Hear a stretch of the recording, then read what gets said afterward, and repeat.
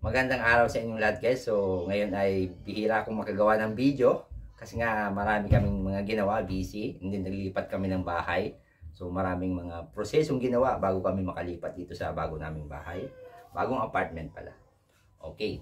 So ang topic natin sa ngayon ay tungkol dito sa bagong Home 5G ng Docomo. Ito.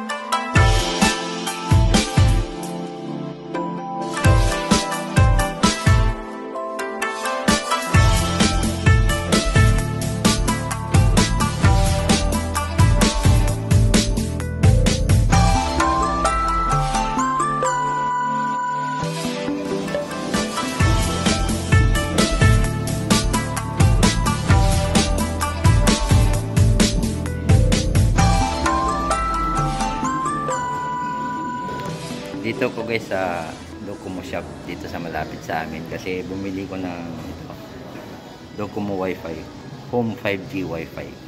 Kasi lumipat nga kami ng bahay kaya kinailangan ko ng panibagong Wi-Fi sa bahay. Kakakuha lang namin itong bagong Wi-Fi namin, Docomo, galing sa Docomo kasi gamit namin kasi Docomo. Yung cellphone namin mag-asawa Docomo. And then pati yung Wi-Fi, dati yung Wi-Fi Hikari yung gamit namin. Pero nung naglipat kami, mas pinili na namin itong home wifi.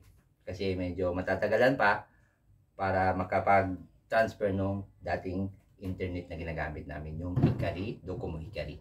Pero ngayon, ito, tatry namin yung home 5G wifi kasi kailangan na namin ng wifi ngayon.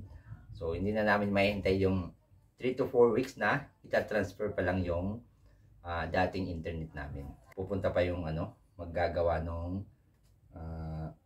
internet, yung maglilipat ng internet mula dun sa kabila papunta rito. Kaya ang ginawa namin, ito na lang. So pinakancel namin yung dating wifi doon, yung Hikari, and ito na yung kinuha namin ngayon, yung Home 5G. So itong Home 5G na to ay, ang network na ginagamit niya ay tulad ng sa cellphone. So nire-receive niya yung mga signal na ginagamit din ng cellphone, yung 5G o kaya 4G.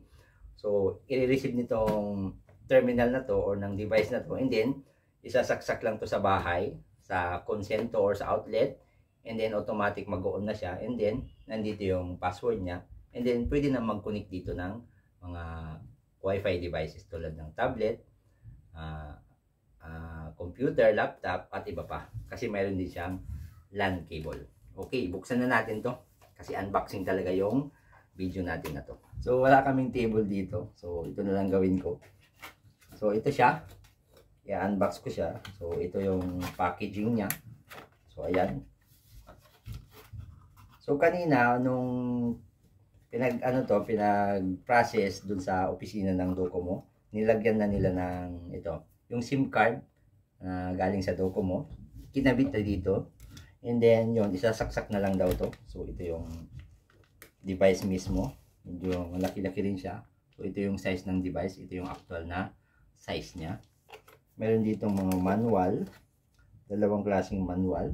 Hindi ko na ito mababasa kasi sigurado puro yan Japanese, puro yan kanji. And then yung pangalawang box ito, so wala na siyang laman. Dun sa pangalawang box ay meron siyang so ito yung AC adapter, AC cord, AC adapter. So malamang ito ay 100 volts to 120 volts kasi Japanese standards nga 100 volts. And then mayroon siyang medyo maiksing LAN cable na kasama. So yun lang yung kasama niya.